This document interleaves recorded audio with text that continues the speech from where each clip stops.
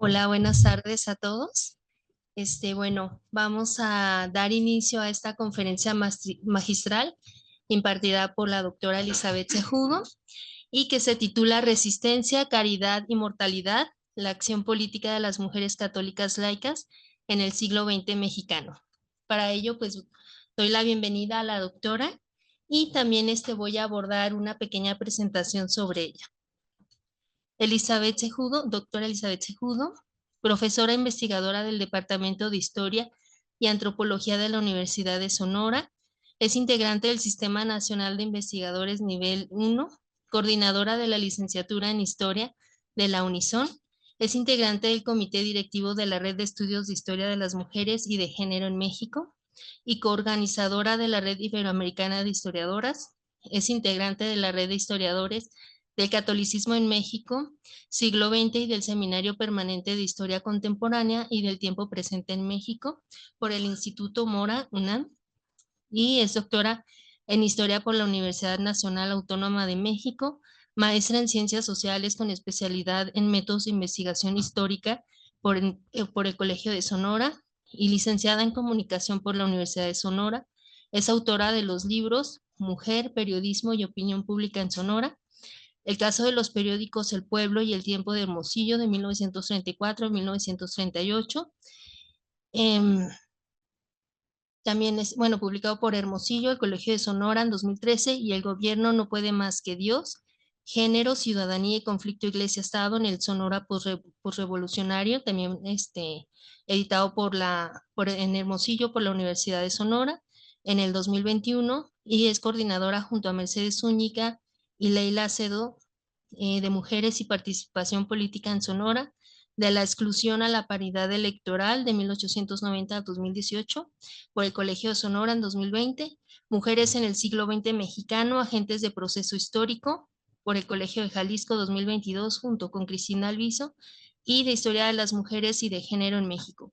Espacios y experiencias diversas junto a Margarita Vázquez por el Colegio Mexiquense en 2023, además de diversas publicaciones en torno a la historia de las mujeres en Sonora durante la primera mitad del siglo XX.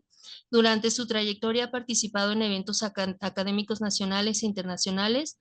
Además, ha colaborado en proyectos periodísticos y de divulgación histórica a través de la edición de publicaciones periódicas, producciones radiofónicas y elaboración de cápsulas informativas para televisión y plataformas digitales. Bueno, entonces le cedo la palabra a la... Muchas gracias, Yesenia. Muchas gracias a todas las personas involucradas en la organización de este evento que sin duda se convertirá ya en una referencia, en un espacio de referencia para la discusión y el diálogo sobre pues el tema que nos ocupa. Muchas gracias a quienes nos acompañan, sobre todo a quienes se aventaron doble, ¿no? Porque fueron a UDG y aquí, doblemente gracias. Prometo no repetirme tanto, ¿no? Bueno, voy a empezar con una indiscreción. Hace poco tiempo me enviaron un dictamen sobre un artículo que escribí en el que hablaba justamente de las mujeres católicas y el ejercicio de la ciudadanía. Entonces, les voy a leer lo que me escribieron. Estamos hablando de una revista importante de historia, ¿no? Pues ahí les va. Por lo que se refiere a la construcción de ciudadanía, en mi particular punto de vista no es apropiado porque el ejercicio de la ciudadanía tiene como base tres principios: autonomía, independencia y libertad. En el caso de las mujeres católicas de Sonora, la primera no se refleja claramente, ya que las mujeres estaban actuando bajo la autoridad sacerdotal y sus actos respondieron a un dogma impuesto, a una creencia religiosa. Entonces, prácticamente las mujeres de la acción católica en realidad son usadas para difundir y en este caso defender la religión. Tampoco se podría decir que actuaron con independencia, pues tratándose de la religión, los maridos les otorgaron permiso para participar y tenían que rendir cuentas al clero, por lo que también fueron usadas. Bueno, total, recibo yo este dictamen y después de hacer berrinche, por supuesto, me pongo a pensar y me pongo a reflexionar cómo lo voy a responder, cómo le voy a hacer y a través, ¿no? De, digamos, cómo voy a complejizar y cómo voy a estructurar una explicación que me permita decir, pues sí hay agencia, pero también hay agencia limitada, pero también cómo vamos a entender este propósito y este activismo de las mujeres que va más allá de una resistencia, confrontativa, ¿no? En los procesos de anticlericalismo, sino que también abarca, ¿no? Como otras dimensiones. Entonces, lo que les voy a presentar ahora es un poco lo que construí para explicar y responder a este dictamen.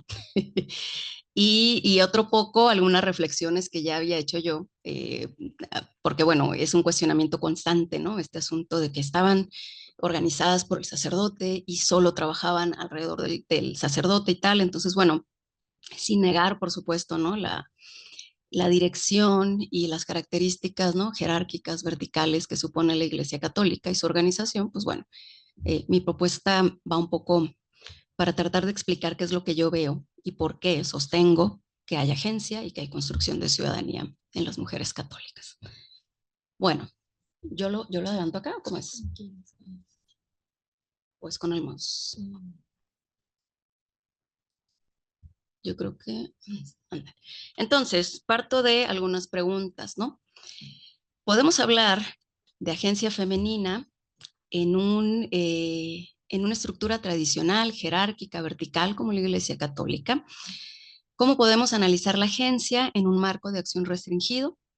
¿Y cómo se constituyen las condiciones de posibilidad para la agencia? Entendiendo que la agencia no es algo que tenemos, que poseemos o que es como la semilla, ¿no? Ayer escuchaba algo así de tenemos la semilla de la rebeldía, sino que es producto de ciertas condiciones históricas que necesariamente van construyendo estas condiciones de posibilidad que potencian, ¿no? La posibilidad de hacer agencia. Ay, gracias. Bueno, entonces, yo parto de inicio ligando este trabajo con la historia de las mujeres y el uso de la categoría de género. Uno es de esencializar esta agencia, ¿no? Y pensarla o ligarla a las condiciones de posibilidad, que es un poco lo que les decía, ¿no? No es algo que tenemos, es algo que, como diría Judith Butler, lo performanceamos de alguna manera, ¿no? Entonces, parto de una idea de hacer historia feminista desde un feminismo crítico, que John Scott ha propuesto y ha caracterizado y que supone pues reconocer la diversidad y la inestabilidad de la categoría de mujeres. Entonces, en esta noción y en esta categoría de qué significa ser mujer, pues hay muchas acepciones, hay muchos caminos, hay muchos adelantos, hay muchas regresiones, no estamos hablando de un camino, ¿no? Directo hacia el progreso y hacia la liberación, sino que estamos ante procesos incluso contradictorios, procesos que no nos podemos explicar tan fácilmente y que no nos facilitan la vida, hay que decirlo también, porque de pronto no sabemos bien a bien cómo explicarlos.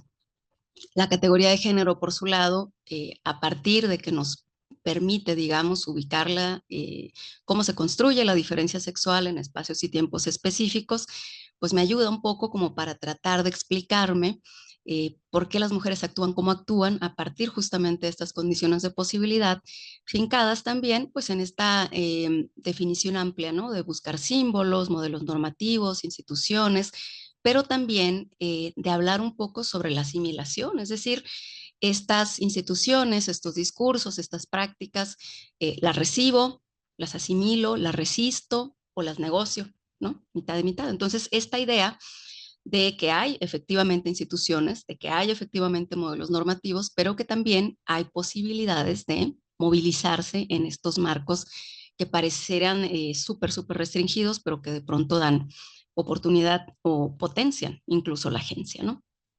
Eh, entonces, yo retomo esta idea de agencia de John Scott, que es la agencia humana, y me gusta mucho esta propuesta porque parte de la imaginación, ¿no? Que es algo que John Scott ha trabajado mucho en sus escritos, y es esta idea de la posibilidad, ¿no? De crear mundos posibles, de diseñar estrategias para conseguir estos mundos posibles, y que te ofrece sin duda la posibilidad de entender cómo en un proceso que no necesariamente es lineal, en un proceso que no necesariamente está exento, ¿no? de obstáculos y de contradicciones, finalmente tenemos la posibilidad justo de imaginarnos una situación distinta a la que tenemos ahora y construir caminos, digamos, para llegar a eso, ¿no? Esto en condiciones históricas como específicas, digamos, ¿no? Ahora, lo que yo propongo o lo que yo he trabajado un poco es digamos, como 4 columnas, ¿no? Que me ayudan a mí un poco a interpretar esta idea de historiar a las mujeres católicas, ¿no? Por un lado, pensar en la historicidad de la acción, es decir, eh, cuál es el proceso de largo aliento, digamos, en el cual están insertas estas mujeres católicas en la configuración de una identidad católica y política, ¿no? Ya Margaret Chatwin nos hablaba de mujeres católicas haciendo política desde 1850, O'Doherty también nos hablaba de estas regulaciones que se dan en 1875 y cómo la jerarquía eclesiástica hace un llamado a las mujeres laicas para que emprendan lo que en ese momento se llamaba acción colectiva y eventualmente se llamó acción católica, ¿no? En el caso específico de lo que yo estudio, que son las mujeres católicas de Sonora, yo entiendo que la acción que desarrollan durante la década de los 30 proviene también y tiene historicidad, porque no solamente hay un antecedente de organización clarísimo, importante, sino que también van aprendiendo estrategias y repertorios de acción de olas anticlericales anteriores. Hay además posibilidades de formación política, ¿no? En espacios de sociabilidad que van, bueno, a ser la oración o la enseñanza espiritual, pero que también les permite crear vínculos y organizarse, ¿no? ¿Cuáles son las condiciones de posibilidad, ¿no? Y el contexto de oportunidad política que potencian la agencia y que permiten construir estas condiciones de posibilidad? En el caso de las mujeres en el siglo XX mexicano, por supuesto, la revolución es un elemento pues, de peso, ¿no? El caos que supone la revolución reorganiza, reordena ciertas cosas, otras no tanto, se quedan muy en modo continuidad, pero supone, por lo menos para las mujeres católicas, un cambio importante entre la conciliación, ¿no? Que se presentó durante el periodo porfirista y este rompimiento que decanta, digamos, de manera muy clara en la Constitución de 1917. Entonces, digamos, mi propuesta es que la participación política se mantiene, simplemente se expresa de formas distintas y en el caso, ¿no? Del siglo XX, el anticlericalismo y la resistencia al anticlericalismo supone pues, un contexto de oportunidad política tremenda, ¿no? Para generar estrategias y para posicionarse como agentes en lo público, ¿no? Otro elemento que me parece importante señalar es este carácter multidimensional de las sujetas históricas, ¿no? No solamente son católicas, o son revolucionarias, son jóvenes, son mujeres adultas, son obreras, son mujeres empresarias, ¿no? Hay una multiversidad, digamos, de elementos. Luego, pues le podemos llamar interseccionalidad, pero dice Lugones que nos quedamos cortas con la interseccionalidad porque de pronto, pues tenemos como muchas cosas que nos atraviesan, pero luego esas cosas se combinan y forman otra y luego tenemos un montón de nodos que de pronto es muy difícil y prácticamente yo pensaría imposible cubrirlos todos. Sin embargo, me parece que es importante hacer notar que las mujeres católicas, digamos, se presentan en el escenario público como actoras políticas católicas, sin embargo, también son muchas otras cosas, ¿no? Y eso creo que nos ayuda a comprender también esta capacidad de agencia, esta capacidad de acción y estos aprendizajes políticos que adquieren en la iglesia y en otros ámbitos donde se desenvuelven. Y otra cosa que me parece importante es el espacio visto como en 3 elementos, ¿no? Primero, la iglesia como un espacio de sociabilidad que permite uno, digamos, esta posibilidad de organizarse, ¿no? De tener incidencia o intervención social a partir de una organización en un espacio, pero que también va creando vínculos de solidaridad, de confianza, de amistad y que también son bien importantes a la hora de organizarse. También el espacio entendido como las escalas, ¿no? Esta posibilidad de estudiar lo global y cómo atraviesa y cómo se expresa localmente algo que estamos viendo que sucede por lo menos en el mundo occidental. Y aquí me parece muy importante hacer referencia pues, a las historias locales, pues finalmente pues es lo que yo hago, ¿no? Es historia de las mujeres en Sonora, particularmente en este periodo postrevolucionario y que tiene muchas particularidades si lo analizas a la luz de una narrativa nacional que se ha construido con respecto a la historia de las mujeres y a la historia del catolicismo en México. Y por otro lado está esta noción de público-privado.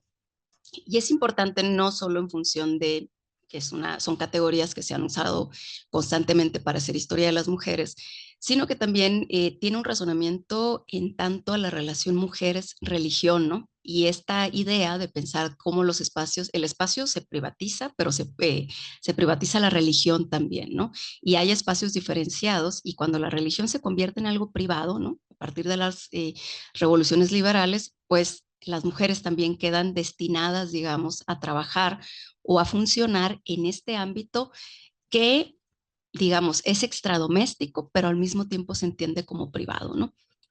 Nos pasamos a la que sigue. Y bueno, mi disclaimer es que lo que les voy a contar ahora tiene mucho que ver con Sonora, que es lo que más he estudiado en los archivos, pero también tiene mucho que ver con lo que ha configurado la historiografía en México, que con aportaciones súper importantes con respecto a las mujeres católicas. Yo propongo algo que he observado, ¿no? No solamente en Sonora, sino en varias partes. La acción católica cambia de significado, depende de quién lo use, cómo lo use, cuándo se use, ¿no? Entonces, la acción católica se entiende como un concepto polisémico, se carga y se descarga de significado. En un momento se entiende como una confrontación política clarísima y en otro momento la acción católica es la caridad, ¿sí? En otro momento la acción católica es la moralidad y en otros momentos pues se convierte en la pureza, por ejemplo, ¿no? Depende de quién está utilizando la acción católica, digamos, la herramienta que funciona como una especie de canal, ¿no? Para la organización.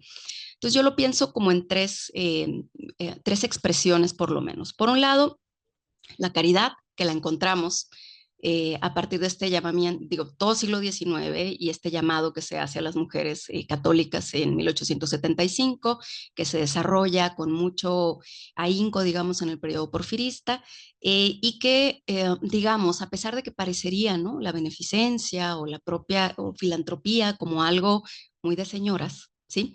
También es un asunto que involucra, digamos, esta intervención pública, esta conversación, interlocución, negociación con diferentes actores políticos y la consolidación de la beneficencia, que lo vemos en los textos de Nicole Sanders, por ejemplo, ya para la década de los 40.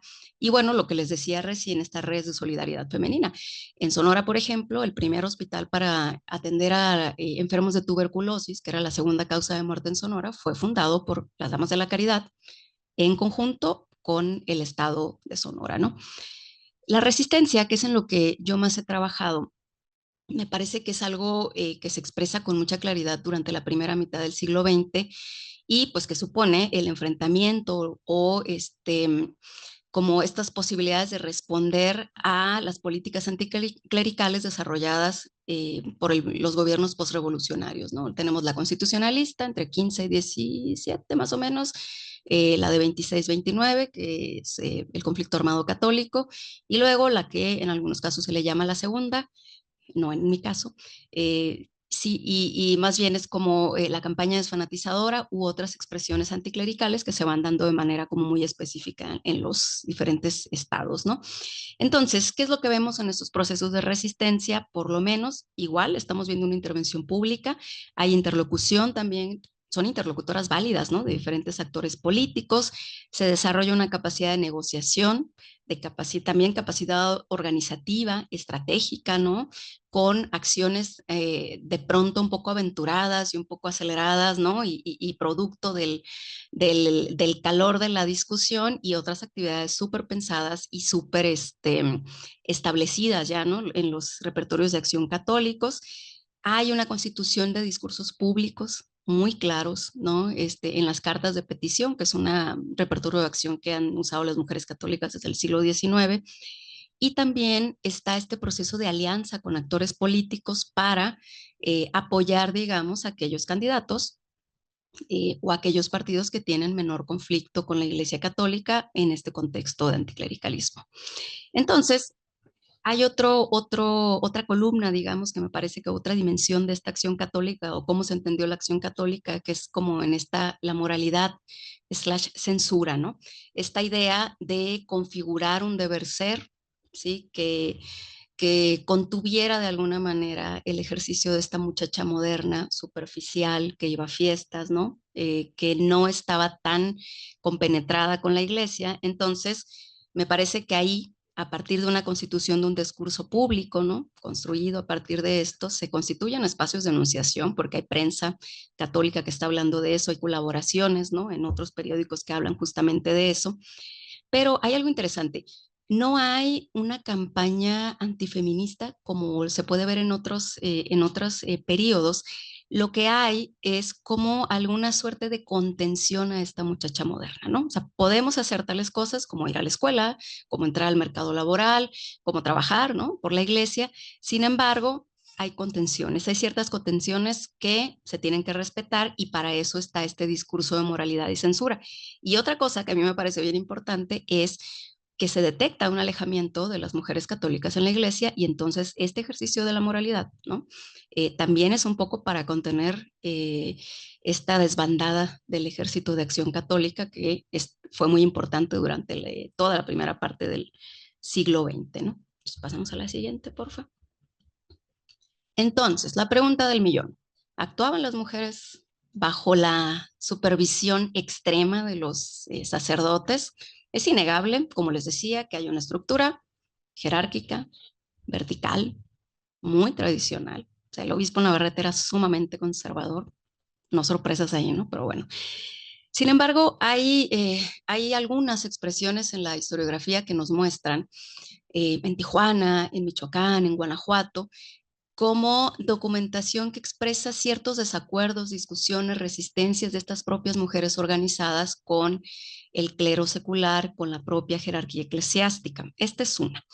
La otra es que a mí me parece, y no solamente a mí, ¿no? Que para analizar esto también tendríamos que contar o pasar a una noción de poder distinta, ¿no? Una noción de poder horizontal, muy a lo Foucaultiano, en la cual el poder no supone solamente la concentración, ¿no?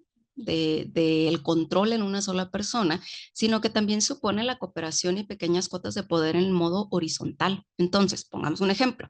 El sacerdote dice, las mujeres deben mantenerse puras hasta el matrimonio. Es un sacerdote para un pueblo de, ¿qué les gusta? 3,000 personas, ¿no? ¿Cómo le va a hacer el sacerdote para vigilar que esto ocurra y para castigarlo? Necesita tener redes horizontales de poder que digan, oye, ¿viste?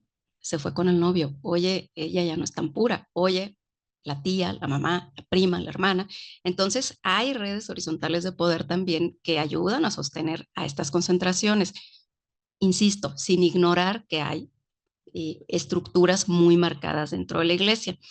Eh, estas nociones, esta concentración de poder se ve más afectada en los momentos de crisis, ¿no?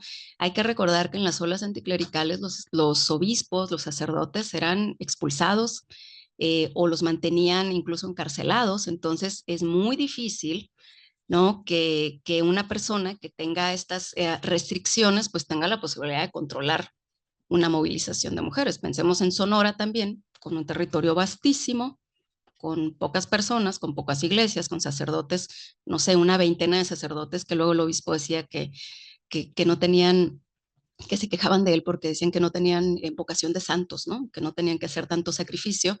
Y pues es muy difícil controlar la acción de un montón de mujeres que están organizadas y que además están en contacto con las que están en Nogales también, Sonora, digo Arizona. Y bueno, a pesar de que hay una directriz importante, el control efectivo es complejo. No digo que imposible, sino complejo. Y hay otra cosa también, ¿no? O sea, está como una discusión ahí que a mí me parece interesante por el control masculino, ¿no? O sea, está como la gran queja desde el siglo XIX de que las mujeres dejan de hacerle caso al esposo por hacerle caso al sacerdote, ¿no? Y esa es una discusión más bien como muy del control de la masculinidad que sería interesante también analizar. Entonces, lo que yo creo es que hay agencia, por supuesto, con restricciones, pero hay que pensar también cuál agencia se da sin restricciones. Es muy difícil pensar en una agencia que ocurra con, ahí está puesta la mesa, ¿no? Pues yo creo que si no hubiera, si las condiciones fueran súper, ¿cómo se dice? Si las condiciones estuvieran dadas para que todo el mundo actuara como quisiera, pues entonces yo creo que ya estaríamos repensando la noción de agencia. Entonces, yo pensaría que si bien, insisto, tenemos una estructura jerárquica, hay posibilidad de acción, hay posibilidad de agencia que se potencia en momentos de crisis y que podríamos repensar, yo creo, si reconfiguramos cómo estamos observando y entendiendo el poder. Ahora, yo propongo trabajar a estas mujeres bajo, digamos, dos categorías, que es la política y la ciudadanía. Entonces yo pienso que para entrarle a esta particular forma de agencia, podemos pensar en una concepción amplia de política, ¿no? Yo propongo como tres elementos ahí, ¿no? Una, la construcción del consenso y el disenso, siempre pensando que hay como un conflicto, ¿no? Una conversación pública en la cual se va a resolver algo, ¿sí? Pensar en esta propuesta de lo político y la política como lo instituido, lo instituyente, es decir, lo que ya está establecido, las normas, los marcos, el Estado, la organización, pero también lo constituyente, que es lo que hace que suceda que las cosas arriba cambien, digamos, ¿no? Y otra que me gusta mucho, que es de John Scott, es esto de entender la política como la lucha por la construcción de significados, que es bueno, que es malo, que es moral, que es inmoral, que es puro, que es sucio, ¿no? Entonces, si ampliamos, digamos, el panorama y pensamos en una política más allá, ¿no? De una concentración de poder más allá de una persona o de un grupo que toma decisiones en donde no se interviene. Por otro lado, pues creo que nos da como más posibilidad, ¿no? De encontrar esta actividad de las mujeres en estos términos. Sí, podemos pasar a la siguiente. Muchas gracias. Entonces, eh, cuando yo hablo de católicas y ciudadanas, me refiero como a varias cosas, ¿no? Pensando en que ciudadanía es como mi otra gran categoría para acercarme a estos estudios. Una, es una, digamos, la noción de ciudadanía, cuando no era reconocida plenamente en nuestro marco normativo, en nuestra ley, suponía una exclusión explícita que va a interpelar los límites de lo que es la revolución, ¿no? De lo que logra la revolución. Lo tenemos en la Revolución Francesa, ¿no? Por eso ahí les pongo la Declaración de los Derechos de las Mujeres y las Ciudadanas, y lo tenemos en la Revolución Mexicana también, en 1917. Entonces hay una negación explícita del ejercicio ciudadano para las mujeres. Y esto, el que haya como conversaciones con respecto a la ciudadanía cuando esta no era reconocida plenamente, supone que están haciéndose visibles, que se está problematizando y que se están reconociendo los límites de un proyecto revolucionario que proponía, pues finalmente, eh, una sociedad, digamos, de ciudadanos, ampliar, digamos, esta noción de ciudadanía. La otra cosa es la autodenominación. O sea, digamos, la ciudadanía como concepto nativo, digamos, está en los documentos y ellas se asumían como católicas y como ciudadanas. Esto nos dice que hay un reconocimiento de las leyes, un conocimiento, ¿no? De sus derechos y también una acción clara, específica para conseguir su fin, que en ese momento pues era la libertad religiosa, pensando en los periodos anticlericales, ¿no? El sexo nunca ha sido relevante para el ejercicio de la ciudadanía, ¿no? Entonces, siempre, digo, desde que reconocemos, ¿no? Esta noción de ciudadanía, hay una diferenciación, hay una exclusión y hay una lucha, ¿no? Por convertirse en ciudadanas, ¿sí? En ser reconocidas como ciudadanas, pero a la vez de que hay una búsqueda por el reconocimiento de ciudadanía, se construye ciudadanía, ¿no?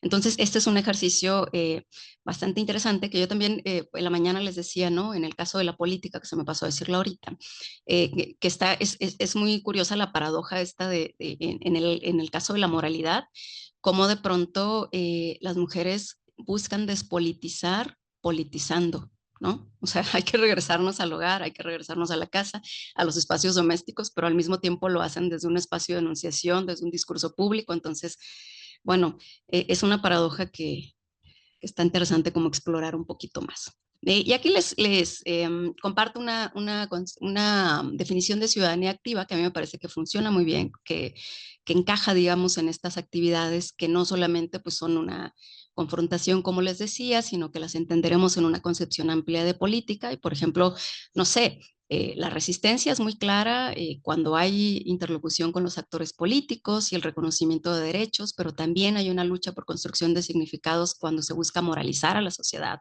cuando se busca censurar el cine, por ejemplo, ¿no? Cuando se busca decir cómo debe ser la muchacha moderna.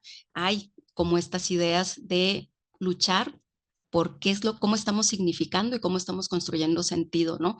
Como mujeres. Entonces, esta idea, ¿no? De configurarse de manera organizada y constituir identidades colectivas, espacios públicos, tratar de reconocer los derechos, ¿no? Citarlos, construir discursos públicos. Para hacerlo implica una construcción de ciudadanía, y no solamente una ciudadanía nominal, ¿no? Que es ir a votar, sino una ciudadanía activa que implica, pues básicamente la lucha por un reconocimiento cuando todavía no estaba establecido en nuestro marco legal, ¿no? Ahora, bueno, le puse consideraciones iniciales porque es algo que estoy cocinando todavía, entonces pues espero llegar a algo más sólido y luego ya les contaré, ¿no? Bueno, finalmente me parece importante para entrarle a esto ensanchar los límites de las categorías de estudio, que son la política y la ciudadanía, trabajar en estos procesos de herencia e invención, ¿no? En la mañana también les decía este asunto de que de pronto en la historia, y sobre todo en la historia de las mujeres, como que nos concentramos más en la ruptura, ¿no? En quienes innovaron, en quienes cambiaron el modelo de mujer, en quienes fueron excepcionales, ¿no? De pronto, quienes encabezaron grupos. Y creo que también es bien importante como observar esto que se mantiene, ¿no? Estas líneas que permiten como las configuraciones de las identidades femeninas en procesos de larga data y que se mantienen y que van cambiando con diferentes matices. Entonces, estas expresiones de cambio, ¿no? de invención, que no son ordenadas, no son ascendentes, son contradictorias a veces, son muy diversas y hay que buscarlas y ubicarlas siempre en tiempos y espacios específicos, ¿no? Es decir, esto que yo les presento es a partir del trabajo que he realizado de investigación con mujeres católicas, especialmente en el norte de México. Sin embargo, no podemos asegurarlo y asentarlo para las mujeres de Nayarit, a lo mejor, o para las mujeres de Veracruz, ¿no? Es bien importante, y lo dicen, ¿no? Estos trabajos que tratan de definir la historia de las mujeres, no dar por sentado lo que vamos a encontrar y no pensar, ¿no? Que se va a repetir. Entonces, tenemos que estar como bien atentas al asunto del tiempo y el espacio específico para tratar de definir cómo entendemos, ¿no? Estas rupturas, estas continuidades. Ahora, creo que las fuentes también es algo de lo que hay que platicar, ¿no? Para trabajar con las mujeres católicas. Es complejo encontrarlas porque no, es difícil que escriban, sobre todo antes de 1930, digamos, que estén en documentos oficiales, ¿no? Pero hay como muchas otras fuentes y como la prensa, por ejemplo, y las podemos encontrar también entre líneas y las podemos encontrar en los reportes de los obispos, en las cartas pastorales y en las propias representaciones que se hacen sobre lo femenino por parte de la jerarquía eclesiástica, por parte de los revolucionarios. Yo en mi trabajo hago como un comparativo, ¿no? Entre cómo representaban a las mujeres católicas y a las mujeres que se asumían como revolucionarias, y hay diferencias sustanciales en cómo se ven, ¿no? En cómo las presentan los revolucionarios como mujeres beatas, ignaras, seres que no son racionales, y cómo la parte católica las presenta como mujeres valientes, como estas heroínas, ¿no? Que defienden la religión a toda costa. Y bueno, me parece interesante también cómo revisar estas expresiones de lo local y cómo son atravesadas por lo global también. Pensemos en el catolicismo social, pensemos en la acción católica y en cómo se está expresando en diferentes momentos y espacios diversos. Y vuelvo al asunto de la multidimensionalidad de las sujetas, porque creo que eso es bien importante para entender qué onda con las mujeres católicas, ¿no? Y para entender la agencia. Y también me parece importante este asunto del propósito de la comprensión de nuestras sujetas, ¿no? Más allá de que no estemos de acuerdo, que no nos parezca, que pensemos que quizá muchos de sus planteamientos, no quizá, muchos de sus planteamientos apelan a la tradición, apelan a discursos clasistas, racistas incluso, pues también significan una movilización que hay que estudiar y que forma parte también de la historiografía y de cómo fueron configurándose las capacidades organizativas y la construcción de ciudadanía de las mujeres. Entonces, finalmente es como comprender, aunque te caiga gordo tu sujeto de repente, ¿no? Bueno, muchas gracias.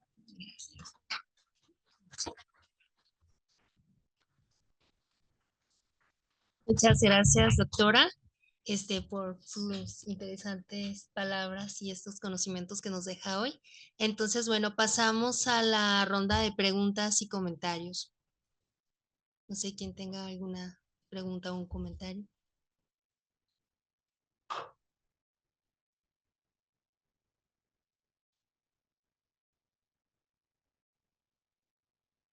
Todo súper claro.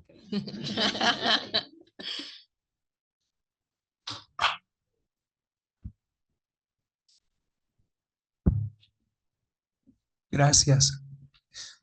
Muchas gracias. Eres increíble. O sea, ya llevas 2 conferencias el día de hoy Maratón. y la verdad no te repetiste.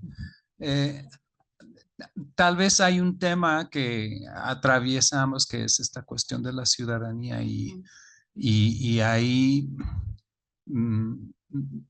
me gustó que empezaras con tu indiscreción porque es una forma de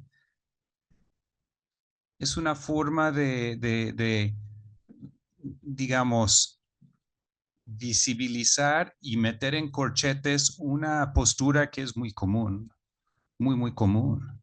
Entonces, puede ser en ese momento tu indiscreción, pero realmente estás frente a algo que es formidable, que es una resistencia a pensar, digamos, de una manera más histórica la ciudadanía y lo que nos vas enseñando, creo, es muy importante en ese sentido, porque ya lo vas historizando cuando tú lo vas presentando tú. Yo creo que es importante y una quizás algo que me llevo de tu trabajo es que muestras ciudadanía no a partir simplemente de una, digamos, de una ley, sea esa la Magna Carta, sino a partir de las prácticas de personas. Y me llama la atención ese problema de pensar la agencia de mujeres porque son católicas, porque nadie dice, ay, sí, es que esa Adelita revolucionaria, pues es que lo que hizo, lo hizo porque estaba siguiendo a su hombre, o sea, digamos, ella tiene agencia porque es rebelde, pero volteada la tortilla, no vemos lo mismo o muchas veces no se ve lo mismo. No sé si podrías hablar un poquito más de cómo digamos, de los ejemplos que tú ves en tu trabajo, de la acción de mujeres que independientemente de lo que digan las leyes que no les dan ciudadanía formal hasta la década de 1950 muchas veces, están haciendo ciudadanía, hay un performance de ciudadanía independientemente de la ley o de las expectativas de los hombres que las ven, pues, ¿no?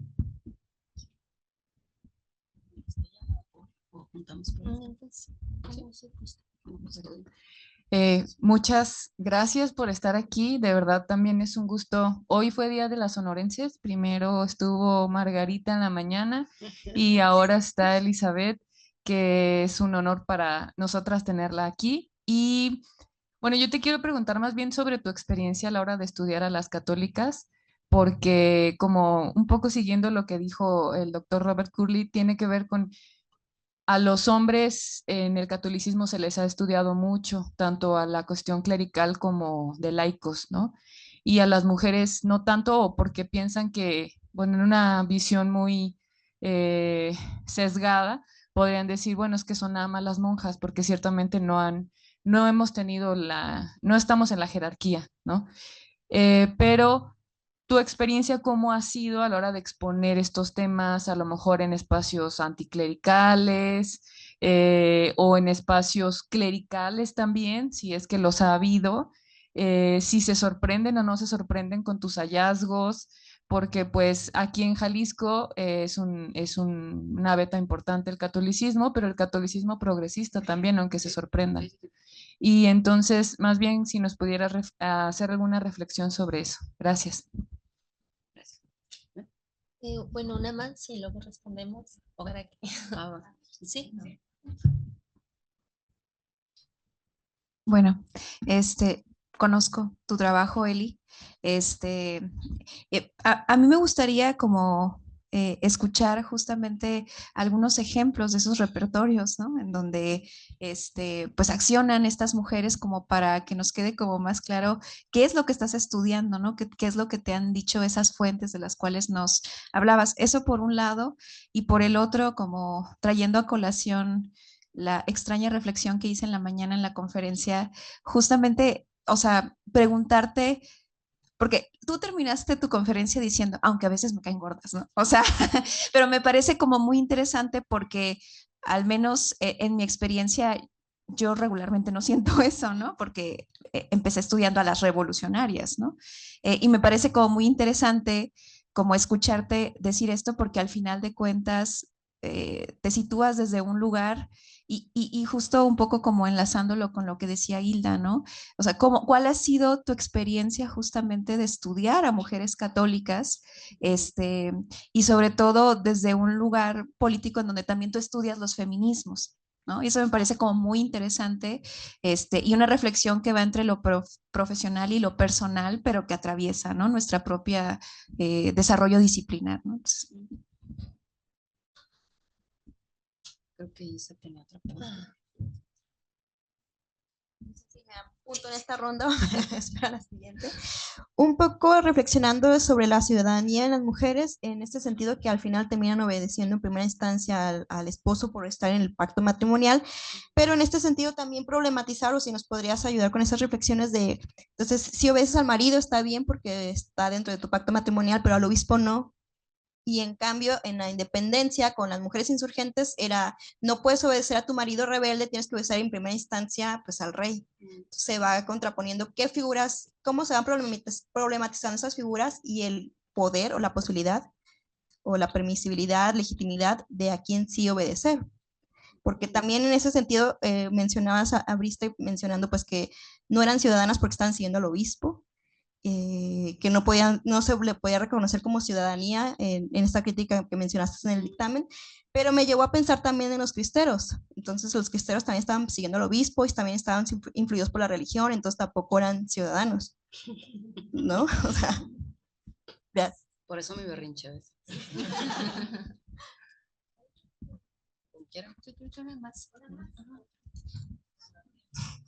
Oye, ya me apunté. Bueno, Igual para que sigas ilustrando. Y porque vi que pusiste una foto. ¿Cómo se vestían estas mujeres? O sea, yo sé que has visto estas imágenes y tienes como toda la crítica que hacían a la chica moderna. ¿Qué tipo de prendas? O sea, si has puesto el ojo en cuál era el atuendo que ellas portaban. okay.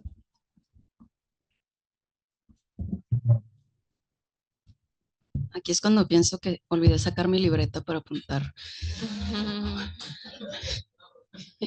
Lo voy a intentar. Bueno, pensando en ciudadanía, creo que, digamos, algunos ejemplos de donde yo veo que hay esta expresión de ciudadanía.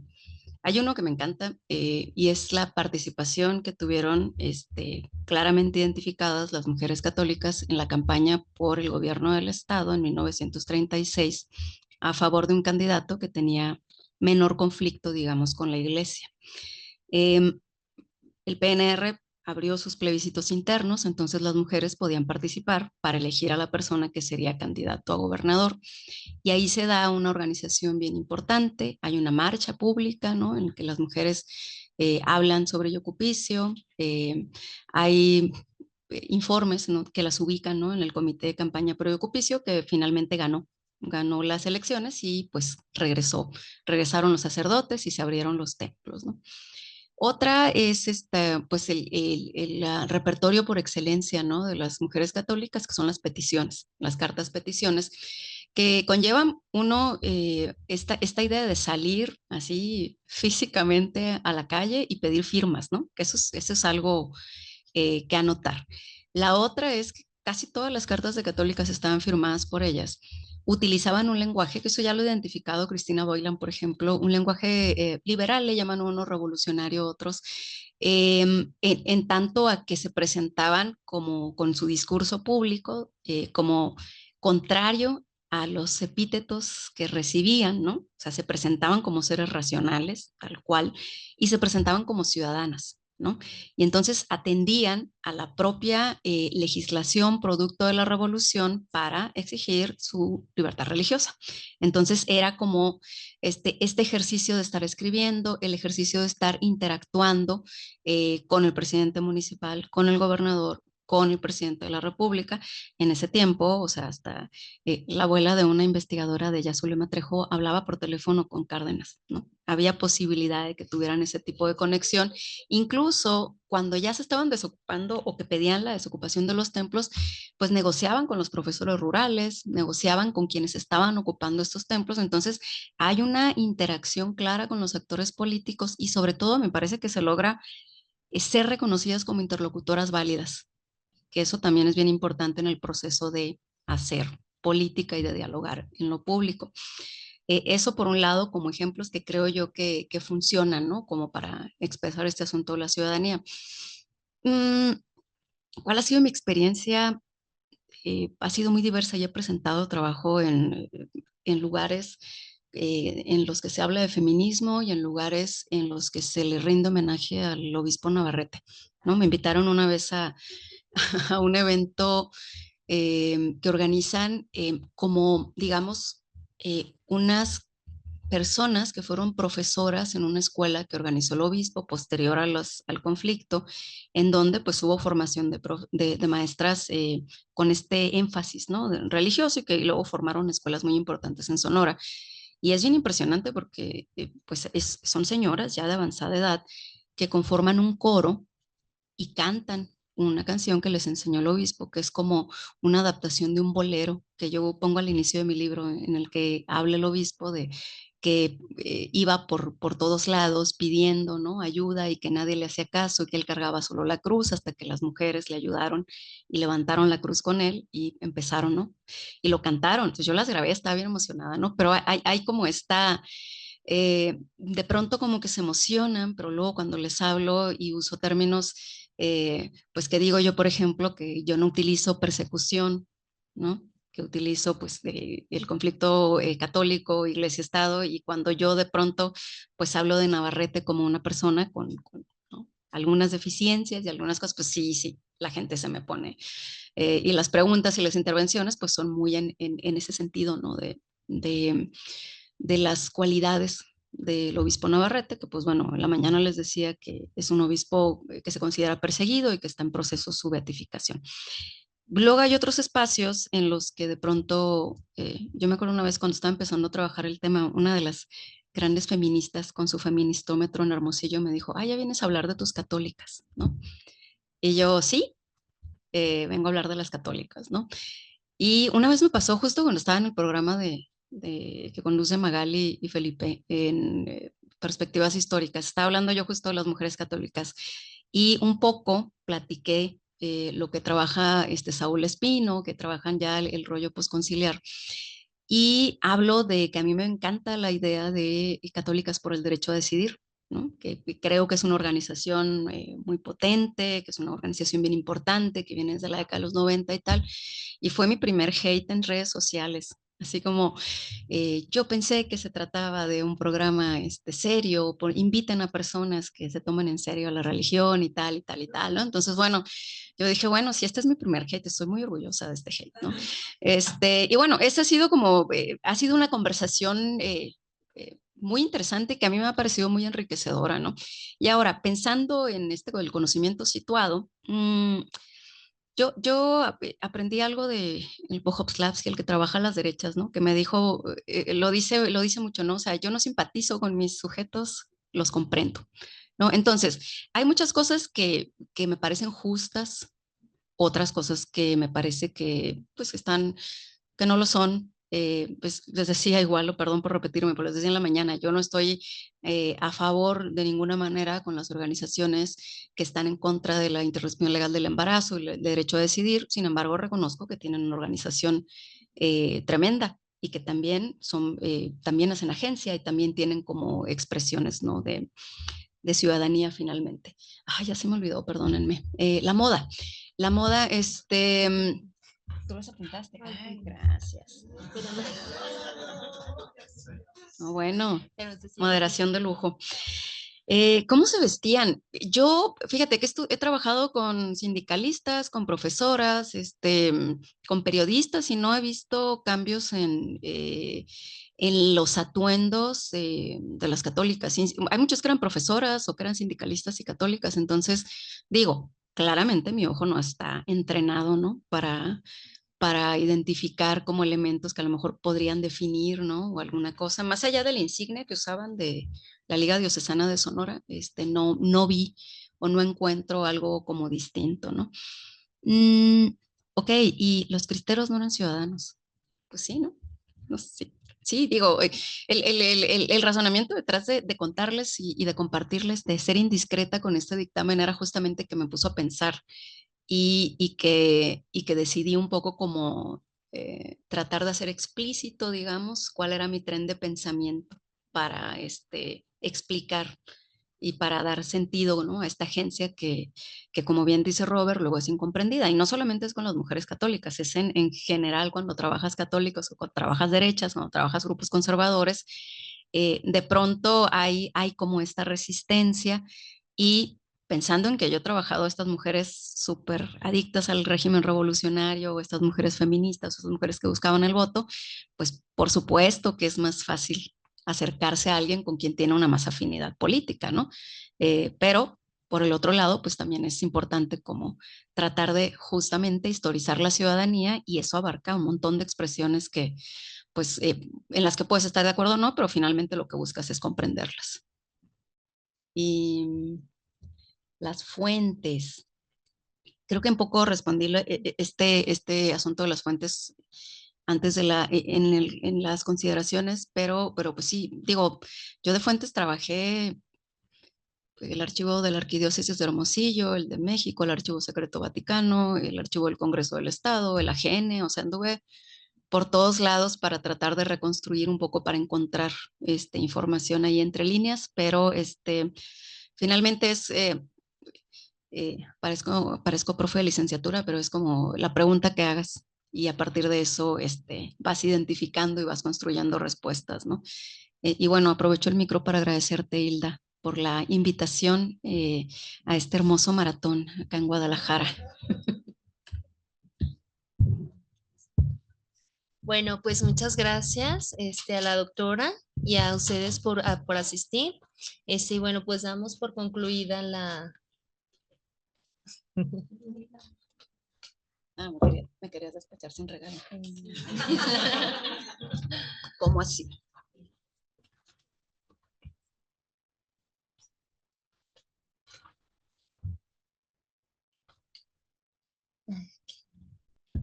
Bueno, son varias las que te hicieron algunos regalitos, que son Georgina Barragán, de Sartre. Bueno, creo que es Rosario de Takasami. Es Y ese es de la Red Iberoamericana de Historiadoras.